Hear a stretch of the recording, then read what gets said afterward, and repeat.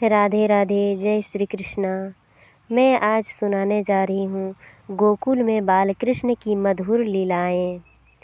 वज्रभूमि का सुंदर गांव गोकुल, चारों ओर हरियाली, गायों की मधुर घंटियाँ, यमुना जी के शांत तट और भक्तों के हृदय में आनंद भर देने वाला वातावरण। उसी पावन भूमि पर भगवान श्री कृष्ण ने बाल रूप में अनेक मधुर लीलाएं की, जिन्हें सुनकर आज भी मन प्रेम और भक्ति से भर जाता है। जब अत्याचारी राजा कंस के भय से वसुदेव जी बालक कृष्ण को मथुरा से गोकुल लेकर आए, तब नंद बाबा और माता यशोदा के घर आनंद की लहर दौड़ गई। गोकुल नंद के आनंद भयो जय कन्हैया लाल की गाने लगा। हर घर में दीप जलाए गए, मिठाइयाँ बांटी गई और सभी लोग उस नन्हे बालक के दर्शन करने के लिए उमड़ पड़े। बालक कृष्ण धीरे धीरे बड़े होने लगे। उनका मुख चंद्रमा जैसा सुंदर था और उसकी मुस्कान सबका मन मोह लेती थी।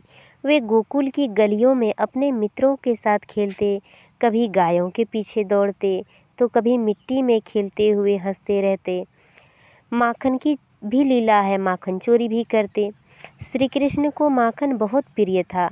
गोकुल की गोपियाँ बड़े प्रेम से माखन बनाती, लेकिन कान्हा अपने शाखाओं के साथ चुपके से उनके घर पहुंच जाते। कभी मटकी फोड़ देते, कभी ऊंचे ऊंचे रखे हुए माखन को नीचे उतार लेते और सब मिलकर हंसते हुए माखन खा जाते। गोपियाँ शिकायत लेकर माता यशोदा के पास आती, मैया तुम्हारा कान्हा बहुत शरारती है, हमारे घर का सारा माखन खा जाता है। माता यशोदा मुस्कुराकर कृष्ण को डांटती है, लेकिन कान्हा अपनी भोली सूरत बनाकर कहते हैं, मैया मैंने कुछ नहीं किया, मैंने माखन नहीं खाया। उनकी मासूम बातें सुनकर सबका क्रोध प्रेम में बदल जाता। वास्तव में भगवान यह दिखाना चाहते थे कि उन्हें धन दौलत से नहीं, भक्तों का प्रेम प्रिय है। गोपियाँ माखन में अपना प्रेम मिलाकर बनाती थी और भगवान उसी प्रेम को स्वीकार करते थे। फिर मिट्टी खाने लगे। एक दिन बालक कृष्ण अपने मित्रों के साथ खेलते खेलते मिट्टी खाने लगे। मित्रों ने जाकर माता यशोदा से शिकायत कर दी। यशोदा मैया तुरंत कृष्ण के पास पहुंची और बोली, कान्हा क्या तुमने मिट्टी खाई? कृष्ण ने मासूम बनाकर कहा, नहीं मैया। तब माता ने कहा, अपना मुंह खोलो। जैसे ही कृष्ण ने अपना छोटा सा मुंह खोला, माता यशोदा ने उसमें पूरा ब्रह्मांड देख लिया। सूर्य, चंद्रमा, तारे, पर्वत, नदियाँ और स्वयं गोकुल भी। यह देखकर भी आश्चर्यचकित रह गई। उस क्षण उन्हें अनुभव हुआ कि उनका बालक कोई साधारण बालक नहीं, स्वयं भगवान है। लेकिन अगले ही पल भगवान की माया के कारण सब वह भूल गई। भगवान की माया से फिर अपने पुत्र को साधारण बालक समझने लगी और उसे प्रेम करने लगी। गोकुल के पास यमुना नदी में कालिया नाग का विषैला नाग रहता था। उसके बीच से जल दूषित हो गया था और लोग भयभीत रहते थे। एक दिन कृष्ण यमुना में कूद पड़े और कालिया नाग के फनों पर चढ़कर नृत्य करने लगे। नाग हार गया और भगवान से क्षमा मांगने लगा। तब श्री कृष्ण ने उसे जीवन दान दिया और वहाँ से जाने को कहा।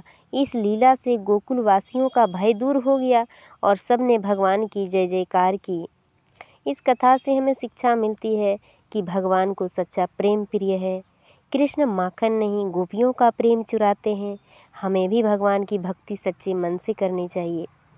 अहंकार का नाश होता है। कालिया नाग की तरह अहंकारी व्यक्ति अंत में हार जाता है। विनम्रता ही सबसे बड़ा गुण है। भगवान हमेशा अपने भक्तों की रक्षा करते हैं, चाहे कैसी भी कठिनाई हो। जो सच्चे मन से भगवान को याद करता है, भगवान उसकी सहायता अवश्य करते हैं।